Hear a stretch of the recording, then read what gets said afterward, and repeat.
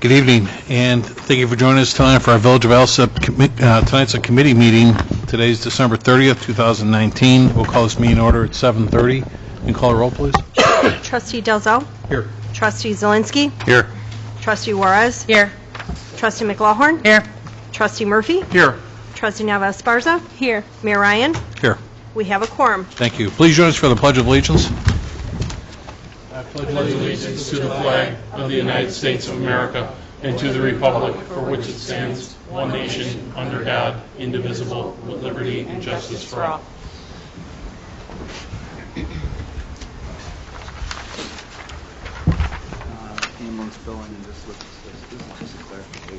All right. We'll start with the officers' reports, starting with mine. First, I hope everybody had a great Christmas holiday weekend. Fortunately, it's. I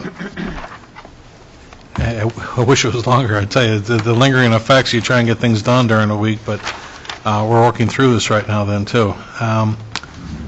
Next, I wanted to just. I certainly would love. I know how much you guys would love to hear me recite the 250 new laws coming into effect. Only 250? I didn't see that coming. I didn't think you'd be up for that and stuff. You know, so. We have to be trusted. Yeah. I have no place to be. Yeah, it's just, as a nice time filler, we can talk about 250 new laws coming in effect next year in Illinois. I think the easier thing to do is we're going to post this whole page, packet, I should say, that was, I got today through the Illinois Municipal League, put this out. So we'll post this on both our Facebook and Village website. I did note just a couple of things on here that I found kind of interesting, was that there's actually a new law that's coming out in 2020. It's known as the Service Animal Documentation. This creates the Assistance and Service and Animal Integrity Act that provides that a housing provider who receives a request from a person to make an exception to the landlord's policy prohibiting animals on the landlord's property because the person requires the use of an assistance animal or service animal may require the person to produce reliable documentation. I guess they were doing that prior and didn't have the documentation to do it, but they're going to obviously kind of persuade these landlords to allow service animals on property that they ordinarily wouldn't have. There's so many of these that just, that's what I'm saying, there's no way to go through all these and so forth then too, but I knew you couldn't resist reading one. I'm telling you, that's what I'm saying, Rick. You know, it's our Trustee Elzel, you know, it's like, I had to brush through these earlier today. Home-based businesses allows a person conducting a business under an assumed name at their personal residence to designate the county clerk as the default agent for service of process. So obviously making them more accountable for the businesses they're going to have. Gratuities in Illinois provides that gratuities are the property of the employees and that the employer shall not keep gratuities. Requires gratuities to be paid to employees within 13 days after the end of the pay period during which the gratuities were earned. Allows the Illinois Department of Labor to file a petition in circuit court to enforce final decision and collect amounts due if they're not paid.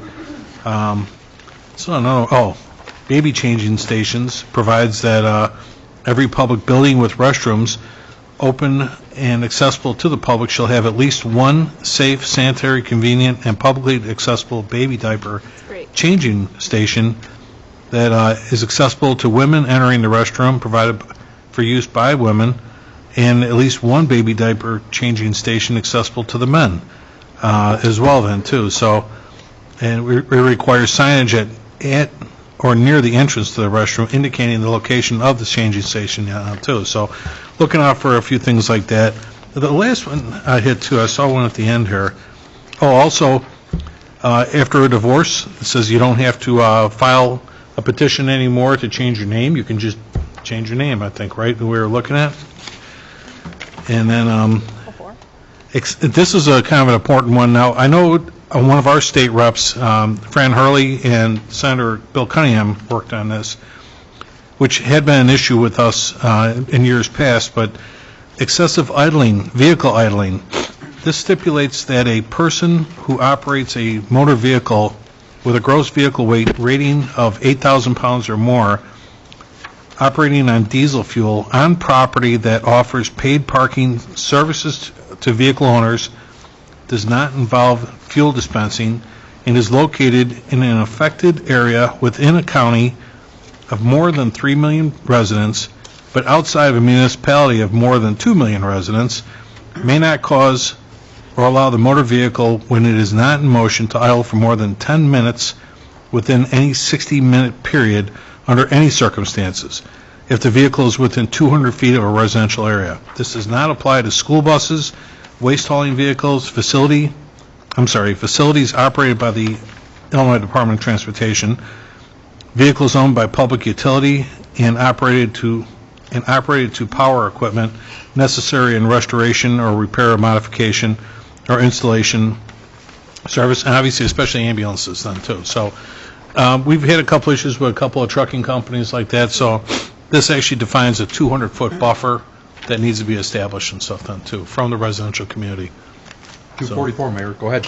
Pardon? You're going. Now, that was on page 34. There's only 36 pages and stuff yet too, so. And then the last I saw in here then too was just that You said the last. they're making more of these vanity plates available now, and so you might look forward to seeing some of those people that were disabled veterans. Always did have a plate, but now they've got others available. K-9 for veteran license plates and stuff like that. They're actually going to, they have a new law regarding fatal hit and run sentencing, creates an aggravating factor at sentencing for someone who commits the offense of leaving the scene of a fatal accident while intoxicated or using a communication device, electronic communication device. And like I say, you can go on for, anyway, there's 250 of these you can go through and stuff then too, but we'll post all these on, like I said, social media and our village website too as well then. So, and then the other thing that came out on the same page today from the Illinois Municipal League was the state minimum wage increases will start January 1st. On January 1st, the state's minimum wage will increase to $9.25 an hour for employees under 18 who work less than 650 hours per calendar year. The minimum wage will be $8. I'm sorry. Just because I let that all stream together. The state's minimum wage will increase to $9.25 an hour. For employees who are under 18 years of age and work less than 650 hours per calendar year, their minimum wage will be $8 an hour. The minimum wage is set to continue increasing over the next 5 years until it reaches $15 an hour, or $13 per hour for those, again, 18 and under, who work less than 650 hours. The schedule increases are below, and again, we can post that as well, just so everybody's familiar with the new wage laws. I do want to mention, I can't mention the company's name just yet, but we had some great meetings over the last 2 weeks that we were off. I do have a really good company interested in acquiring some industrial acreage over on the east side of our town, and I've got legal looking at a 6B application to make sure that what they're asking for is going to be applicable, and to make sure that they meet the requirements. And then after which I'll have them come in and make a presentation to the board. I also took a meeting about 2 weeks ago with Rocky's bar at the restaurant that's being remodeled or constructed over at 115th and Pulaski next to the currency exchange. They changed their names from Rocky's to Deuces. I wanted to get it clear to make sure it's still the same profile that they submitted to us, and it is. And the original floor plan was for 127th and Pulaski, and things didn't shake out with the landlord really good over there, so that's why they had moved their site to 115th and Pulaski. I had met, she's been here before, Anna Marie DeLeo. She's a corporate attorney by trade. They were naming it after her brother Rocco, who wears Rocky skins, where he was playing professional football and had just been cut by one of the professional teams recently, and now he's playing football in Europe.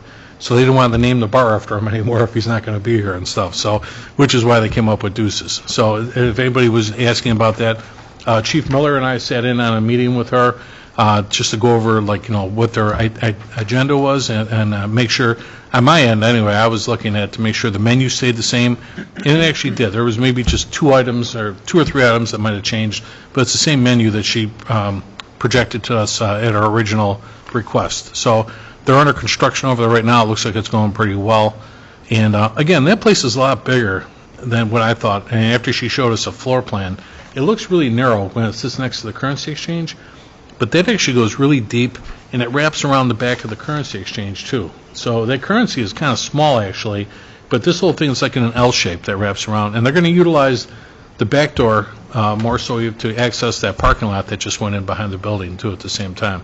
Our building department, Roger, you guys have been doing regular inspections over there and stuff, right? Numerous inspections over there. Everything is looking very well. They're looking open just after the football Super Bowl. Okay. So probably the week after they'll do the soft opening. If all goes well, they won't have the gaming up and running, but they will have everything else. And it's still, February 9th, I believe. yeah, she told us it's still going to be Italian-themed food and everything like she projected. Like, it's the same menu that we saw. And, no, it looks great. And then we also, I've been keeping tabs. We were talking today about Laura's Craft Wine and Bar. They're almost done, too, right, across the street from Marist High School? Close. Okay, so and that construction looks really nice, too. That gave some beautiful stonework and everything else they did in there then, too. That looks good. And then we are almost done now. Kent, I don't know if you saw it today, too, but we're almost done with the RDA with Firewater now then, too, right? Yeah, I didn't have a chance to meet up with the attorney. We're trying to work through some of this stuff, but it's getting there. So between Kent and Probably myself, tomorrow we'll have that conversation. Roger Hopkins and Joe Kankar, we've all been working on that to present to their attorneys before we bring it back to the boards, just so we can iron out any if there's any issues. It looks pretty good, but if there's any issues, we'll bring it back, because we want the board to approve that RDA yet, too. So that's all I had for this evening. Clerk's report? Thank you, Mayor Ryan. Presentation of the November 2019 IDOT motor fuel tax allotment in the amount of $941.79. Presentation and approval of the June 10th, 2019 committee meeting minutes, and presentation and approval of the June 24th, 2019 committee meeting minutes. And just a reminder that Village Hall is open tomorrow until 4 p.m. normal business hours, and we are closed on Wednesday for New Year's Day. Thank you, Mayor Ryan. Thanks. Public forum, did anyone in the audience wish to address the board this evening? Nobody?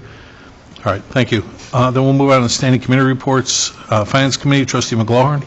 I will have the usual list of payroll and accounts payable for approval next week. And also, the Finance Director would like to talk to us about the 2018 PTAB. Yeah, this was in your packet. Our new PTAB consultant is Odelson and Stirk, specifically Elizabeth Shine, otherwise known as Liz Shine. We'll get better at getting the agenda items looking the way that they used to be. She's new as to how we want things done here. And so I've told her that what you guys like is not just an explanation of sort of the money and the property and where the property is, but her recommendations as well as to whether or not it makes sense to do it and how many years that it works. I believe there's enough information there that she's recommending this particular property get a PTAB settlement. As you may remember, Odelson and Stirk, one of the nice things about them is they handle District 230, and because of that, we're usually on the same That would be page. 218. 218, We're I'm not sorry. in 230. 218, I apologize. 218, and they usually handle the exact same, go with the same recommendation. Now, there are instances where we might have a difference of opinion, but 95 times out of 100, we're going to go with the same opinion, and we're now sharing the cost when we have to do appraisals or just legal work. So the way that we share it is based off of the effect of the property tax. We're about 40% to their 60%, so they're picking up more than half of the cost when we do this. And again, this is her recommendation. Same with the last attorney. Usually the attorney's recommendations are pretty good. We have to look at them carefully, but Usually they're pretty good, and I have not known an instance where we have not gone with it after review. Okay. Anything else, trustee? Nope, that's all I have. Okay, thanks. Fire Committee, trustee Murphy? Discussion on the correct language for Section 9, Article 2, Section 9 through 32, ambulance billing. We have Chief Szynski with us. All right. To clarify what we started the conversation a couple weeks ago, so the ordinance 932 is way off on the village website for God knows whatever reason. I really don't know why. So after our last meeting, I kind of went through the ordinance as what was passed, and then for some reason some of the language was changed, even though none of it was ever taken out of the updated ordinances, if you will. So we've been through several attorneys doing the ordinances. It's probably where some of the language got lost at. So in your packet goes back to the ordinances from 2015. So the first ordinance, if you look at 2015, ordinance 2015 4-6, this is where it was passed, where we have the treat non-transport fee of $125 that was put into that. And that was passed. That was never taken out by any language. Then we go to 2016-12-6, and this one is where we put in there that the rates will automatically increase by 3% annually, and the reason why we did that, so we don't have to keep going back every year to update our rates the way, so we don't have to keep going back to the board every year to update our rates. The 3% was recommended by our billing company, which was at the average time of what the medical costs were, and it was approved by the village without an issue that was on there. One of the points that Trustee Dazell pointed out last week is, yeah, that's when the date was on, but the chart is never updated for what the current rates are. So that's something that can be done, but again, it doesn't have to go back to the board for the passing the ordinance because the 3% fee is already in there. So that would be the current rate. Every year we'd have to do that on January 1st, what the new rate would be with the 3%.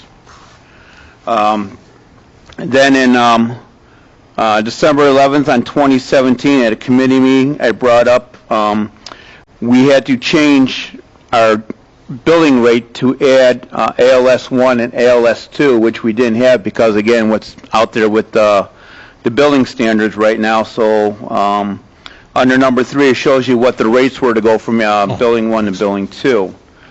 And then on the week after, during the ordinance, the attorney drafted the ordinance, but he just drafted the language of ALS 1 and ALS 2.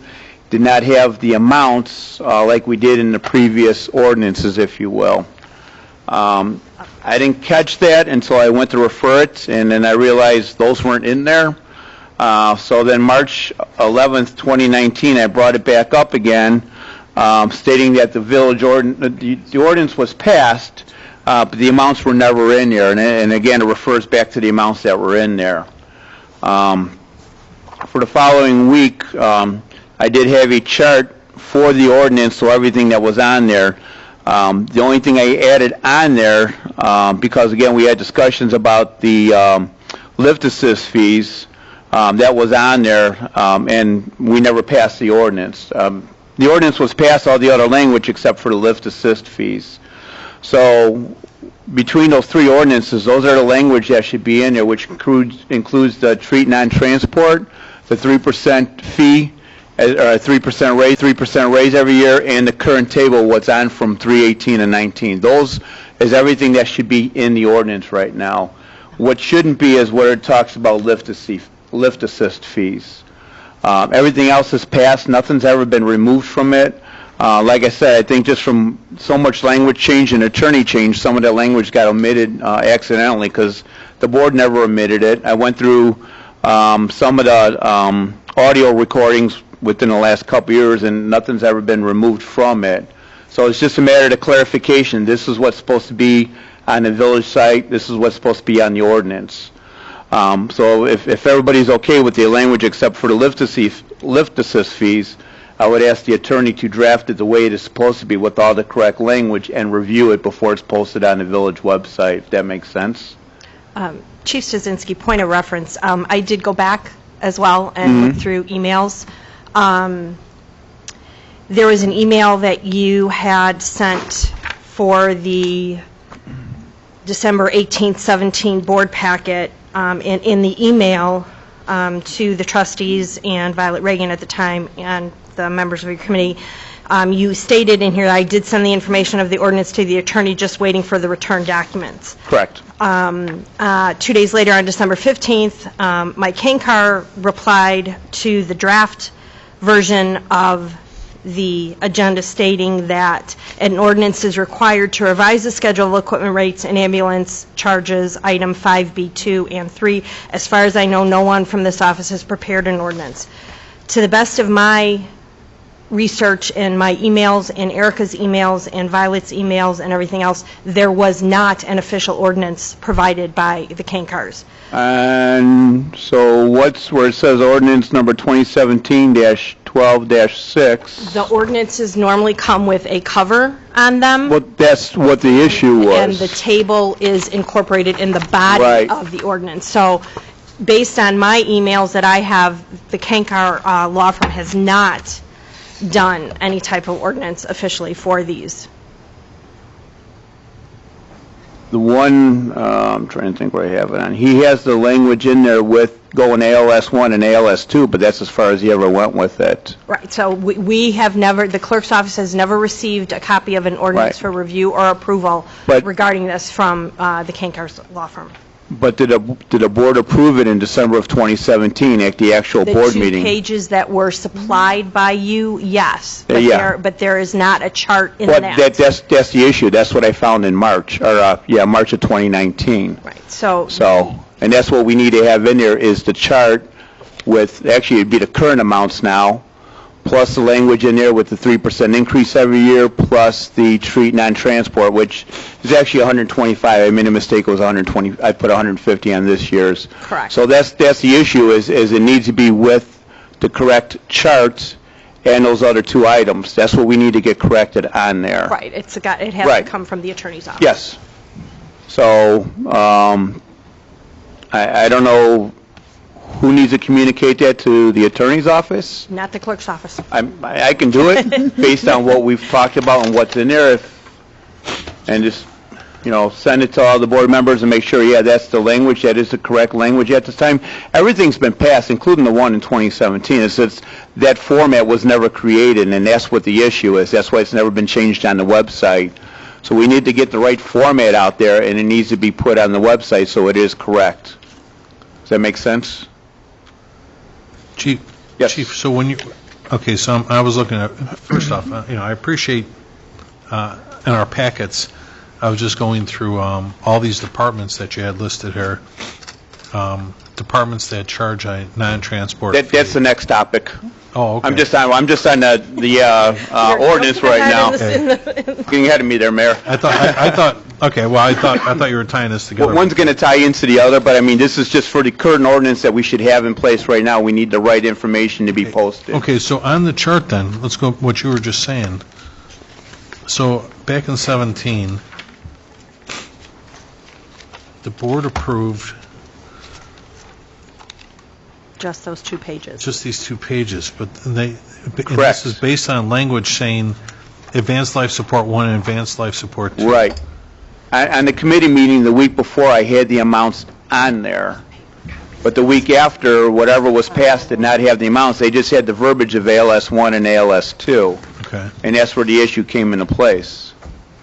Does that make sense? kind of. Well, I guess what I'm thinking is that, We had to do the same thing for Chapter 9, Article 1, Section 9-6 with cost recovery, because he just had the verbiage of what it's, that you can charge or whatever, but we had to make sure that the correct amounts were in that as well. So we're doing the same thing, just with a separate ordinance. right, and so what I had passed out at our last meeting about this was the chart that you and I had talked about that was missing, and just refer back, everybody saw what I had handed out last time, I put in everybody's mailbox.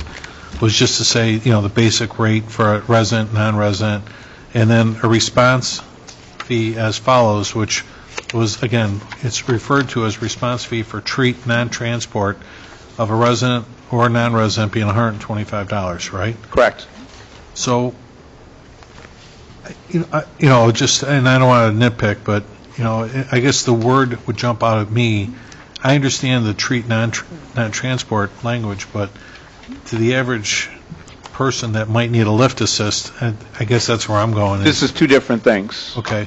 So, and when we talked last week, the reason why we started, I should say why a fee started being initiated for tree transport is because we started doing documentation on the ambulance side. We had to create an EMS report, and that's what generated that. Okay. All right, so right now, with the lift assist, they're just categorizing it as a refusal on there. So it's just a matter of language on there. So we had to go back and change the language a little bit so it would generate a refusal, not a treat non-transport, if that makes sense. Okay. So the intention of the treat non-transport, I guess the perfect way to explain it is if we have a diabetic patient and we administer D50 or whatever drugs we do in the field, and the patient regains consciousness, they don't have to go to the hospital with us. They can sign a refusal because, again, they're conscious and they're in the right state of mind at that point. Okay. We have to eat the costs of the medications. Why?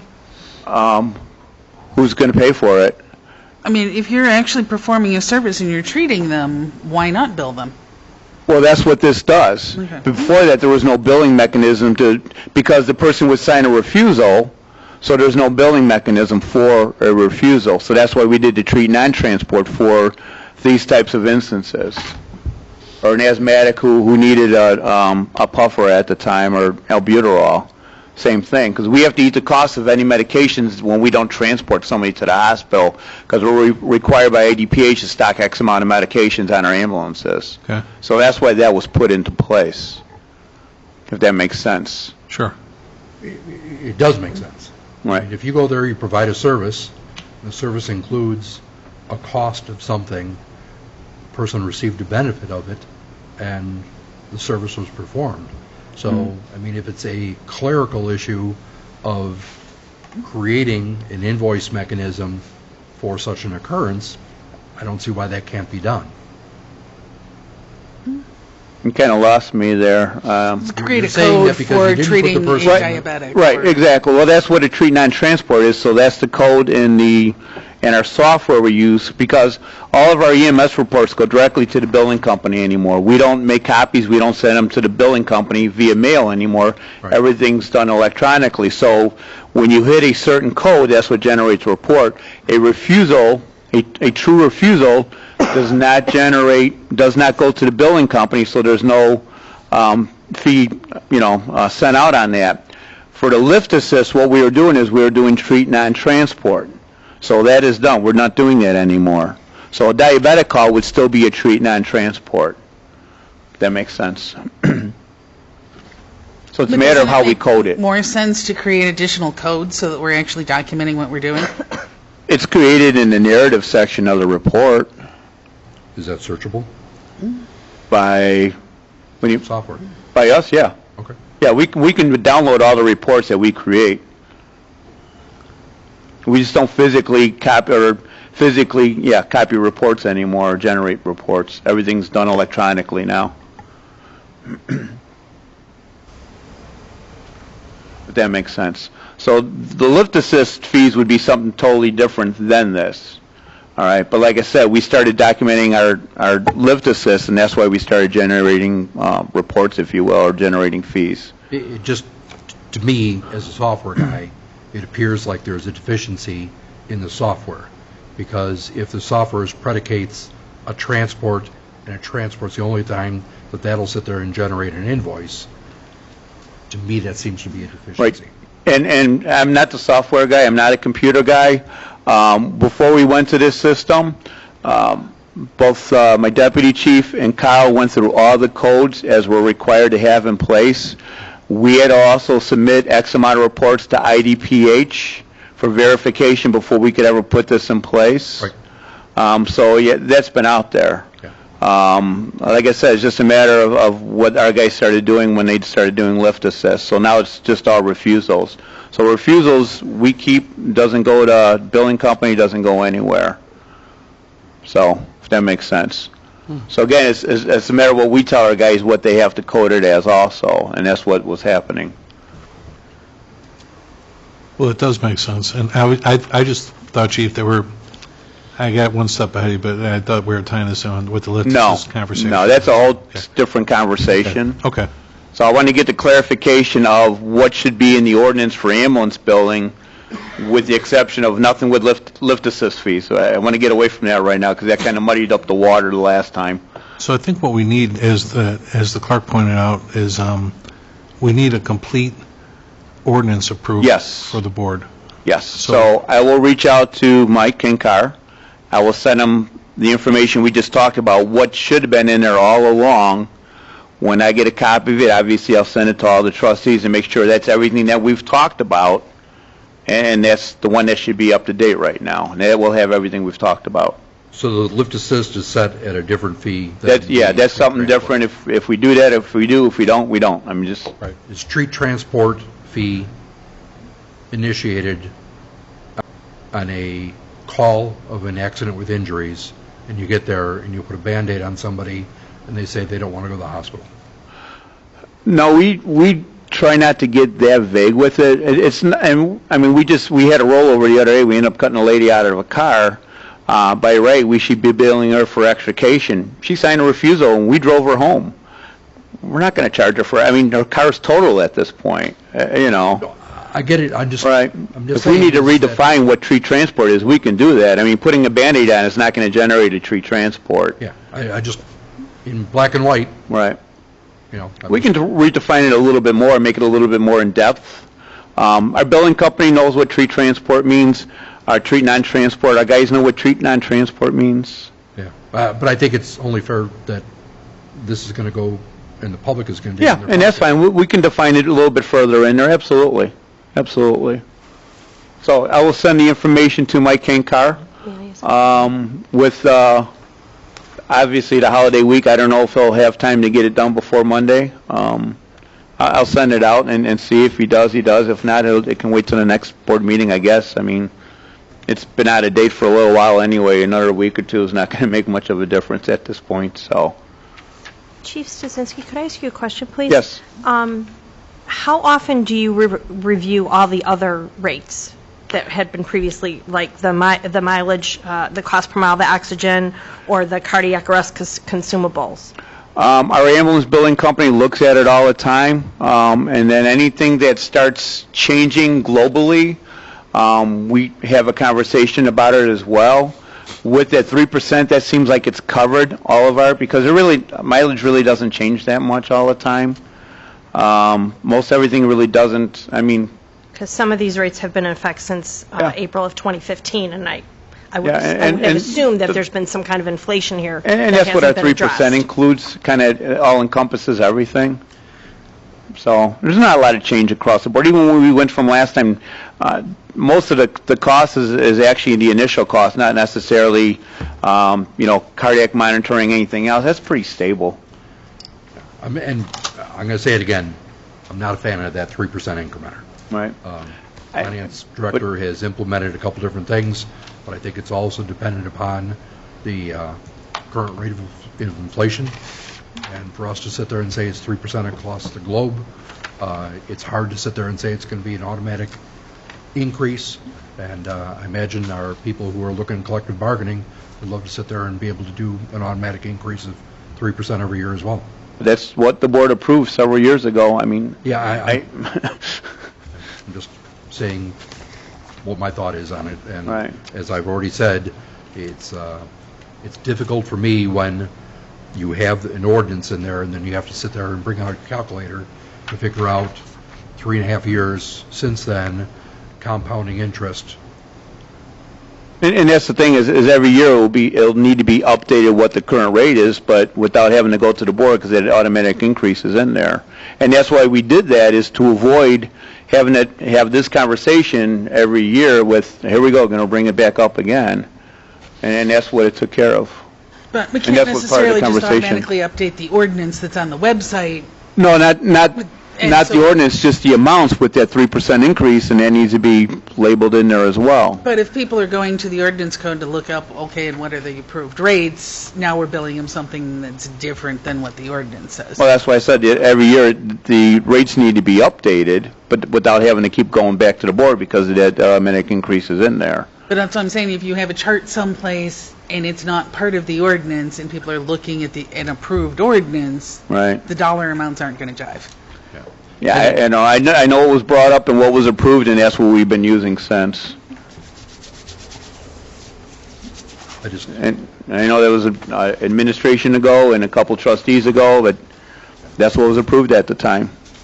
And I'd rather see, quite frankly, that being reviewed by the finance director, coming up with what a appropriate rate would be. I mean, maybe there'd be no change for that period, and, or maybe it needs to be more. But I think it's a recommendation upon the finance director, kind of having the pulse for what that was. The other thing to keep in mind is our ambulance billing company deals with medical costs all year long. That's what their job is. So they can track what the costs are from year to year on the annual costs. And they're compensated by the rate of billing that they do, right? Yes, they are, but they're not, but we also meet with other vendors every year to see if they're honest. Right. And see what their rates are, and we also look at other villages to see what their rates are. So we're not the highest, we're not the lowest, we're kind of like in the middle. Yeah. If they have that information, I mean, I think that HR probably sees some of those things from our insurance. And, Yeah, I don't know. I think that the finance department would be made aware, and if the ambulance billing company puts forth that to the finance and they have the review, it's just, to me, it's a third-party vendor putting an automatic increase in for us and for them. No, you want me to take it out, I'll take it out. No, I understand the reason for it. I mean, we live in that environment, but I think I'd rather see the directives of finance aspects coming from the finance department. And certainly, I'm not trying to preclude any of the input that you have. Value it. If I may, the village board has, with the vehicle stickers, has an automatic increase, but in most years, most vehicles don't see one because of where inflation is right now. Correct, but And every so year we do an sometime, ordinance every for year that. it's reviewed, and some vehicles, usually One or the two. ones where Class K, Class M or RVs. something, RVs, go up, but in most years, any given vehicle class does not go up. But some years, it does, Correct. because sooner or later. But it's nowhere near a 3% every year. No, but then the board does review the cost of the vehicle sticker that will be charged every year, and it is set forth. Right. It can always be reviewed, it can always be changed by the board, but what was built in was and finance changes that one. So based on what the board approved. Correct. Can we put language into the ordinance that says we can change the fees or the fee structure without changing the ordinance? We could review it once a year? Well, be reviewed. if the vehicle sticker were used as an example, I'm talking about the you can 3% have charge. it. Instead of having a flat 3%, can we just review it every year? And I'm no attorney, but if you want, you can review it every year and rewrite the ordinance. we don't want to rewrite the Right. ordinance because we don't want to. Right. But you could have it, the ordinance in such a way that the 3% is looked at and it has to be approved before it goes into effect. And the board has to say this is where the 3% was, and the board has to vote on that approval, or at least bring it up for a vote or denial or anything you want. I mean, you can write your home rule, you can write it any way you want.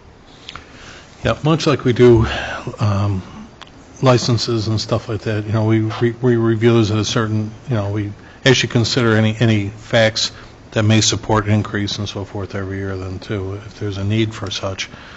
But you make a great point, that maybe every year we can take a look at that to see if we're still on pace where we need to be. Chief, do you have any I know with all the other stuff that you submit, Do you have anything from any other neighboring communities that do the same, and whether what the No, I can increases get might it, be? though. It's easy to get. Yeah. I don't have it because, a couple of the changes that we've done, I brought in charts from other departments and other villages of what they did before we actually raised the rates. Are you talking about fees, or are you talking about the automatic increase? Both. Both, yeah. Yeah, both. I can get you a list of departments that have automatic increases. I can get you different departments on what their billing is. I mean, that's what we used to do before before we actually brought it up and say, yeah, we want to change this. If you can supply us that when we look back at this ordinance again then, too, to Yeah. make sure we're on pace where we need to be. Yep, that's fine. Okay. Yep. Any other questions?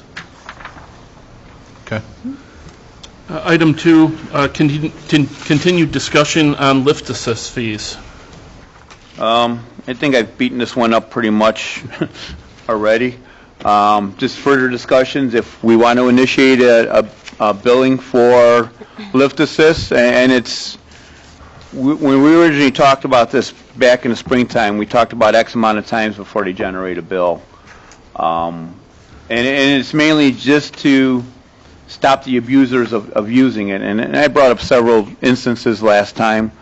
We had one gentleman that we were called for 61 times in 1 year for a lift assist. It's ridiculous. Right now, as of December 20th, we're at 199. Sometime over the weekend, we did 3 lift assists in 1 day. So, it's gone up even a little bit since then. We've been averaging around 200 every year, straight lift assist. Some of them, they come home from a doctor, they need help getting in, absolutely.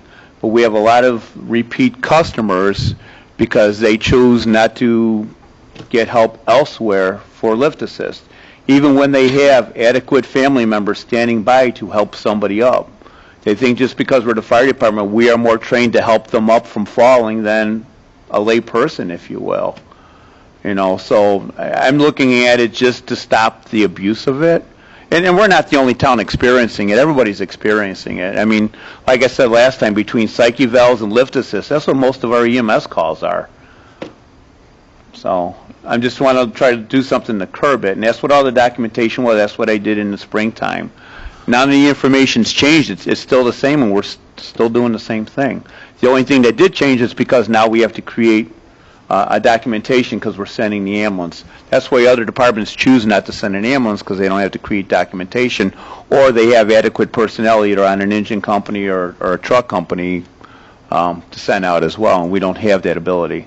Have you created any documentation to provide to an instance of that, to where they can find sources of assistance outside of the fire department? Yeah, my EMS coordinator did locate through Cook County plus Worth Township, other services that are out there. And in the springtime, and I don't remember if it was in this packet, but in the springtime, I enclosed a letter, I think it was from McHenry Township, explaining that the services they have up there in Lake County, obviously, or McHenry County is a little bit differently, but the same format of the letter would apply. So the first time we went there for a lift assist, we'd give this person a letter.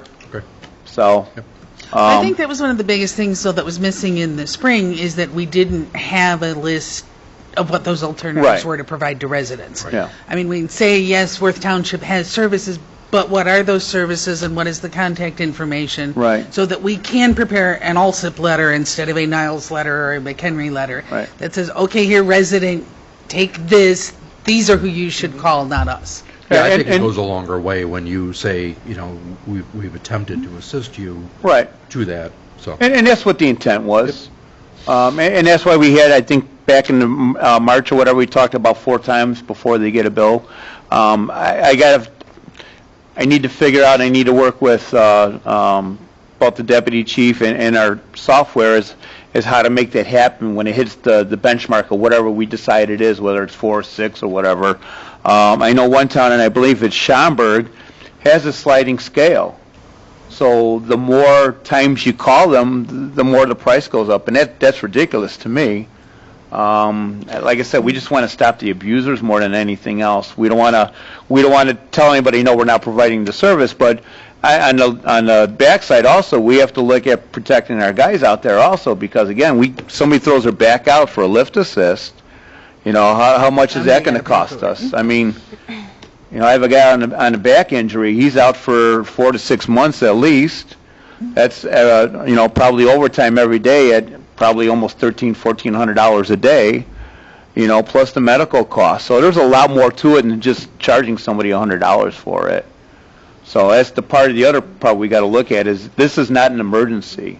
We provide an emergency service. I mean, to them it might be an emergency because they fell, but I mean that is not a true emergency. We had one guy last year in the springtime that his wife went to work. He's stranded by himself. He can't move. He called the ambulance, so he needed help going to the bathroom and back to his chair again. There should be a caretaker provided to him. Whether something catastrophic happens or what if there's a fire in his house, how's he going to get out? He's not going to be able to. So there's a lot more to it than that, if that makes sense. I mean, from my perspective, I think we have to provide our residents with what they're right. No, absolutely. Again, we haven't seen that yet. Right. And I'll create a letter what it would look like with the services that are on there, and if you approve it, and we can go forward. If you don't think we should charge, then we won't. My suggestion, if you're going to include what other services are available, are also times of day that those are available, because if I remember correctly, some of them are very limited to Monday through Friday and normal business hours, so if something happens overnight or on the weekend, people don't have access to. And a lot of times in the middle of the night, there is nothing. Mm-hmm. Right. So. Personal experience, I know. Right. My folks didn't call, except calling me. Right. And in the case of some elderly folks possibly being on some additional medication, a fall to them and needing to get help to get up might actually require transport, whether they want to or not, for extenuating medical circumstances. Right, and that's, there's a couple things. When we started doing a lot of lift assist, so what we started doing is we just started sending the ambulance by itself when we went in non-emergency mode, because we don't want to risk getting hit by somebody out there, because the way people drive nowadays and everything. But what we were finding out is probably every 3 out of 4 or every 5 out of, or I'm sorry, a little bit lower than that, out a handful of people were actually needed medical treatment and ended up being transported to the hospital. So we're like, no, we're going back to emergency response and sending both the engine and the ambulance just in case. They call it in as a lift assist. Well, now they're injured, or they're laying on the floor for 13 hours, and so yeah, we kind of changed and went back to that because there's too many unknowns. And that's one of the other reasons why I know departments send just fire apparatus, but a handful of times they had to call for an ambulance. Now you're slowing up, EMS treatment, if you will, and we don't want to do that. If we can clarify for the purposes where it talks about how resident versus non-resident, and we talk about the person who's the citizen of town, it says, or the business. Obviously, you don't treat a business, so it should just be the business employee. Right. We can do it. And I can't think of we ever had a lift assist in a business so far. Everything's been No, what I'm just saying is the way that we define resident. Oh, okay. Defined as an individual citizen or business or employee thereof. I doubt that you do a lift assist to a business. Right. Yeah. Put that in there. Okay. So if we do approve this, is part of your process going to be, as soon as you help with a lift assist, you're going to explain to the resident that if it's a non-emergency, that this is going to be... So the first time we would go there, number one, we have to determine if it's going to be an ongoing issue or it's a one-time. So we've had a couple people in the past that came back from surgery. They're elderly. They really didn't have no family to help them inside or whatever. And we've done it. And we've had a couple times where they needed to do a doctor's appointment like once, and they were fine after that. So for those type of people, we know that it's going to be 1 or 2 times. We're not worried about it. If it's going to be an ongoing issue, then we present them a letter and explain to them that says, hey, if you're going to keep calling us, this is what's going to happen. One resident that we've frequent quite a bit, So after probably the 10th, 12th time we went there, one of our paramedics asked them, was like, so, you know, this is what's going on. We know you can't move or whatever, so what's your long-term plan if you keep falling? Well, I'm just going to call you guys. That's not a long-term plan. That's abuse of the system. And that's what we're trying to avoid. So now we'll give them a letter that says, hey, this is what's going on. After X amount of time, you could be charged this amount. Now, obviously, if they're injured and they're transported to the hospital, that's a whole different story. So we've had probably a couple weeks ago, and one of the Heritage residents at Heritage 2, 4 o'clock in the morning, we get called for a lift assist. Patient had to go to the bathroom. That was it. That's what the lift assist was. He had a hard time getting out of bed, and he had to go to the bathroom. 4 o'clock in the morning. So. Chief, Chicago dispatching like that too? They're doing lift assist all the time, or what? You know, I don't know. Chicago is its whole animal with all kinds of different things. I don't know what they do for lift assist. I can find out. Yeah, I started to look into it today and got distracted. But, Yeah. It'd be interesting to see what they're doing with that then too, because I did talk to one of their paramedics recently, and they send out an engine for a lot of that all the time, too. Yeah, mainly because their ambulances are so tied up. I mean, you look at the city, they have, I'm trying to think, 73 or 74 ambulances. Don't quote me on that, but it's somewhere near that. They don't have enough ambulances for the city. So them ambulances are running all over the place. So a lot of their companies, their engine and their truck companies are ALS, so they have a paramedic that's on there. So if that engine or truck is closer to that area, they'll send that, and then whatever's the closest ambulance. So you might be waiting for a while for the ambulances, especially some of these areas that they're out running. There's a couple of the ambulances, especially on the west side, they run 27 calls a day. They're barely in the firehouse. So she was a little fuzzy, but she's an ambulance. I was at an event, and she was a driver in Chicago Fire Department. Ambulance driver, and she's like, hard to say. She goes, I know we have engines that go out to calls like that and so forth, too, but... Yeah, the way like they dispatch, they're they're all over the The place. ambulance is on the street all day, just about. Yeah, they are. They beat their ambulances up. That's why they're replacing them every 3 years. I mean, they just beat them up. All right. Yeah, if you can... They're just running all over the place. Obviously, yeah, if you can get us just that little bit more that we asked for. No, absolutely. I personally, I totally understand where you're going with the whole conversation. That we don't want to. You have just a few cases of abuse. Correct. More or less, I'm not in favor of it, only because, I certainly feel that it can be any age. It doesn't have to be a senior citizen. Oh, absolutely, absolutely, and it is. We've had property tax. I think it's how often. In other words, most people, how often would they call for that service is what I'm getting at. That kind of thing. So it's always the same, and then as soon as one stops, we pick up another one. Yeah. So like I said, that's what it's mainly designed for, is for those instances. Not for the occasional, not for the once, I mean for the frequent people. Right, okay. That's all. Thank you, Chief. Any other questions on that? All right, thank you, trustees, appreciate it, on both topics, if you will. Okay. That's all I have, sir. Thank you, Trustee.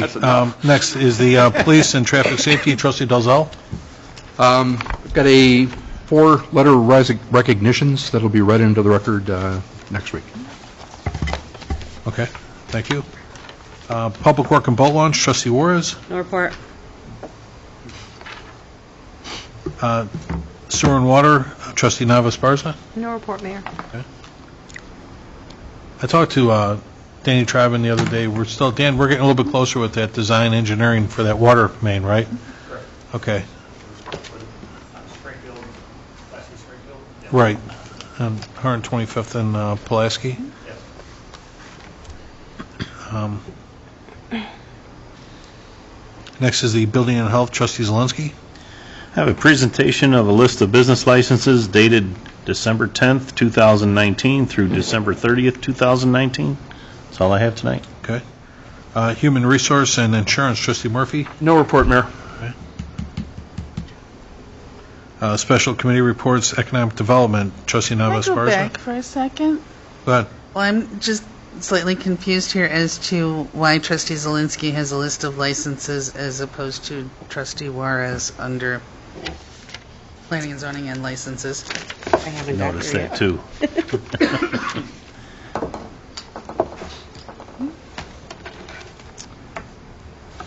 Say it one more time? It was put in the wrong spot. It was, yeah, it was put in the wrong spot. Right. The item number 1 under building and health belongs under E, E. 6E. Oh, okay.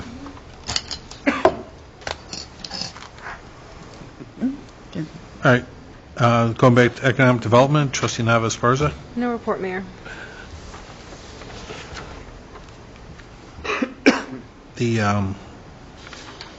Like I said earlier, once we're going to have somebody come in and make a presentation about the properties that I was mentioning earlier then too. There's a couple of developments that are being looked at right now then too, so we'll have them come in and make a presentation. Village property, trustee McGlohern. No report this evening, Mayor. Ordinance legislation, trustee Zelinski. No report. Possibly an ordinance for fire. I think you should bring up for discussion now. IT, trustee Dalzell. No report, Mayor. Okay. Planning and zoning and licenses, trustee Juarez. I have a presentation of a list of business license dated December 10, 2019 through December 30th, 2019. That's all, Mayor. Okay. Trustees, do anybody have a presentation, petition, or communication they wish to share? I did, with Roger Early, we talked last Friday, I believe, and the brick work and all that's supposed to be replaced over at the Jewel pretty soon. That's looking to move forward with it. okay. And Danny, I can appreciate too, I was on Pulaski today. I was delivering some liquor licenses and so forth, and I saw how when they did the remediation after that water main, that sidewalk in front of Mr. Sub got popped up a little bit and stuff then too. Because I know he wanted to open like the week after what he was talking about. He wanted Oh, to really? open before Okay. Christmas. Because it was pretty big, and when I saw how that thing popped up and stuff, but I appreciate you guys did the right thing. You guys have horses out there and everything else, because there was a lady coming down the street on one of those electric scooters, and obviously navigated her way around it and everything else and stuff then too, so. Yeah, we're just waiting for comment to do, repair on the guy wire. Once that's done, we get the sidewalk repaired. Right now, basically, the sidewalk is Okay. wired down. Really? All right. Also, I learned today that Laundry World is almost going to double the size of their place over there, too. I was over at Penny's gaming cafe today, and she's like, hey, what's going next door? I'm like, nobody tells me, I had to go over and take a look. But, yeah, Laundry World, that's going to get huge over there. And when I mentioned that to the management at Walgreens, too, because they were asking about the same thing, and management at Walgreens is pretty excited about that, too. She says she lives more like 115th and Halsted, but she always used to do her laundry over there. She goes, great place, and everything works really well and all that kind of thing, too. So good for them. They're going to double the size of the laundromat over there and stuff. And that's huge. That's like the size of like a department store, that thing. It's so big. Really, yeah. Yeah, so it's nice, and it is. It's a modern facility, and they're only bringing in more, which is great for us. Sounds good. Any unfinished business? No, they're done. Any new business? Can I get a motion to adjourn then? So moved. Second. And before we leave, I want to wish everybody a Happy New Year, too. You guys have a good Happy New holiday, Year all. and really be safe and so forth then, too. Then we'll adjourn this meeting at 8:30. Have a great evening, folks. Thank you.